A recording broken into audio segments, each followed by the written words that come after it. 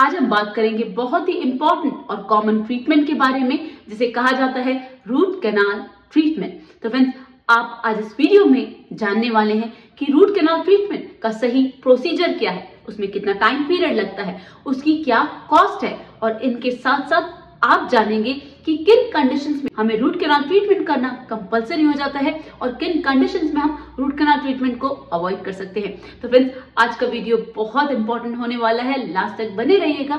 Channel को subscribe नहीं किया है तो प्लीज कर लीजिएगा। Let me start. Hello friends, I am doctor Pratibha, oral implantologist, laser specialist and periodontist. Friends, मैं इम्पीरियल डेंटल गुरुग्राम इंडिया की फाउंडर और हेड सर्जन हूँ और आज मैं आपको बताने वाली हूँ कि रूट कैनाल ट्रीटमेंट क्या होता है और इसका क्या प्रोसीजर है, कितनी कॉस्ट लगती है और किन कंडीशंस में हमें इसे करना कंपलसरी है और किस में हम इसे अवॉइड कर सकते हैं। तो फ्रेंड्स, सबसे पहले हम ये जानेंगे कि रूट कैनाल ट्रीटमेंट किन कंडीशंस में किया जाता है और किन कंडीशंस में हम इसे अवॉइड कर सकते हैं। तो फ्रेंड्स, इसका जो कॉमन कॉज है वो है टूथ डिके। टूथ डिके मतलब दांतों में कैविटी, दांतों में कीड़ा लग गया है। तो फ्रेंड्स, सबसे पहले तो समझिए कि दांत में कीड़ा लगना जैसा कुछ नहीं होता है, इसे डेंटल केरीज कहा जाता है और इसे लेमन टर्म में कैविटीज भी कह सकते हैं। तो फ्रेंड्स, डेंटल कैविटीज कैसे फॉर्म होती हैं? फ्रेंड्स, ये फॉर्म होती हैं जब भी टूथ सरफेस पे प्लाक जम जाता है। प्लाक हर 12 घंटे में फॉर्म होता है। प्लाक क्या होता है? फ्रेंड्स, हम जो भी कुछ खाते हैं उसके जो रेजिड्यूज होते हैं, मुंह में ऑलरेडी बैक्टीरिया और सलाइवा होते हैं, तीनों मिलते हैं और एक थिन लेयर को फॉर्म कर लेते हैं जिसे प्लाक कहा जाता है। फ्रेंड्स,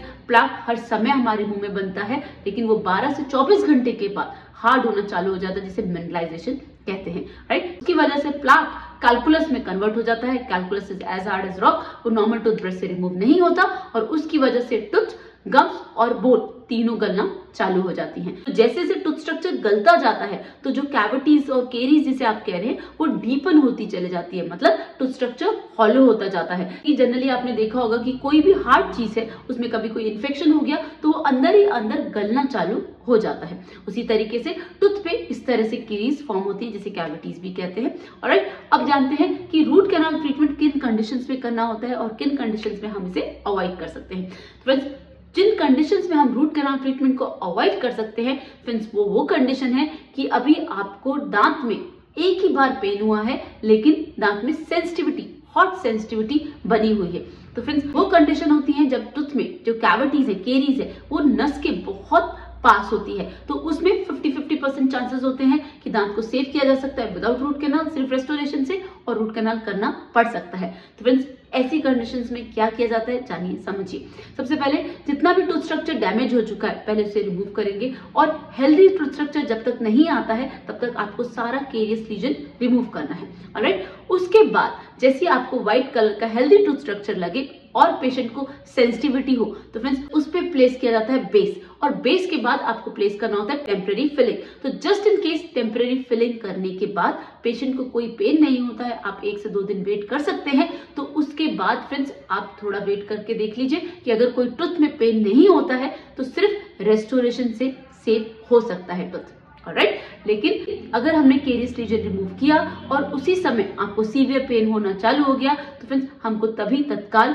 रूट कैनाल ट्रीटमेंट करना होता है, या फिर हमने केरीज रिमूव कर दी, हेल्दी टूथ स्ट्रक्चर सेव और प्रिजर्व हो गया, उसके बाद अगर हम आपको फिलिंग दे रहे हैं, टेम्परेरी फिलिंग दे रहे हैं, उसके बाद अगर आपको पेन होता है तब भी उस कंडीशन में भी रूट कैनाल ट्रीटमेंट करना होता है। दैट मीन्स अगर दांत में सीवियर पेन होगा, पेन बहुत ज्यादा है, पेन हो रहा है, इन तीनों कंडीशंस में रूट कैनाल ट्रीटमेंट करना होता है। सेंसिटिविटी फ्रेंड्स फिलिंग से रिस्टोर हो सकती है। ऑलराइट, अब जब रूट कैनाल ट्रीटमेंट करना है तो फ्रेंड्स हर डॉक्टर का अपना तरीका होता है, but generally what I prefer is single sitting root canal treatment. What is single sitting root canal treatment? Friends, जिस स्टेज पर ये डिसाइड हो जाता है कि अब आपका रूट कैनाल ट्रीटमेंट करना है, फ्रेंड्स उसी स्टेज पर ही हम आपको एनेस्थीसिया देते हैं और फ्रेंड्स एनेस्थीसिया का जो इफेक्ट है उसी के अंदर ही टूथ सरफेस से सारा इन्फेक्शन रिमूव किया जाता है। उसके बाद जब प्रॉपर आपने कैनाल में से सारा इन्फेक्शन रिमूव कर दिया तब कैनाल्स को प्रॉपर शेप दी जाती है जिसमें हम फिलिंग मटेरियल को डालेंगे। तो friends, cleaning, shaping and filling ये हम तीनों चीजें सिंगल सिटिंग में कर सकते हैं अगर इन्फेक्शन बहुत ज्यादा स्प्रेड नहीं हुआ।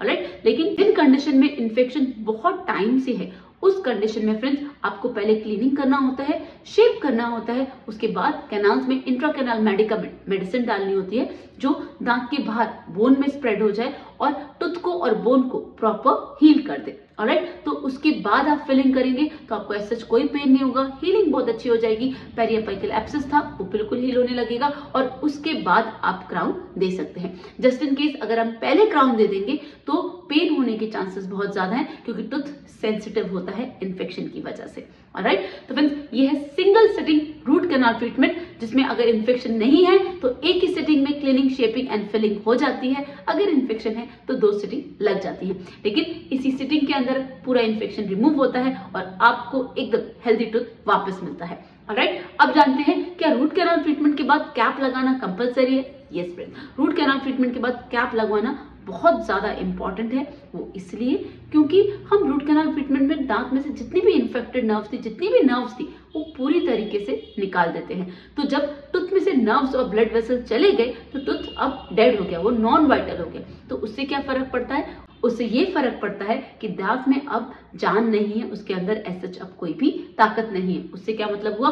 अब टूथ डेड है, उसमें मेस्टिकेटरी फोर्सेस, खाना चबाने की जो फोर्सेस होती है वो नहीं है, वो कभी भी फ्रैक्चर हो सकता है। दैट मीन्स नॉन वाइटल और वाइटल टूथ है। वाइटल मतलब दांत के अंदर नसें हैं, लेकिन जब कैविटीज हो जाती हैं और कैविटी नस तक पहुंच जाती हैं तो वो दांत को डेड करना चालू कर देती हैं। तब हमें ट्रीटमेंट करना होता है रूट कैनाल ट्रीटमेंट, और उस ट्रीटमेंट में जितनी भी नर्व्स थी वो सारी निकल जाती हैं, दांत बिल्कुल क्लीन हो जाता है। और वहां पर हम जब फिलिंग मटेरियल तो कर देते हैं, लेकिन टूथ को लाइफ लॉन्ग रिटेंशन और रेजिस्टेंस देने के लिए वहां पे लगाया जाता है कैप, जिसे क्राउन कहते हैं। उसके बाद आप उस दांत से जो मर्जी आए खाइए, आपका टूथ कभी भी खराब नहीं होगा, उसमें कभी भी कोई भी क्रैक और फ्रैक्चर नहीं आएगा।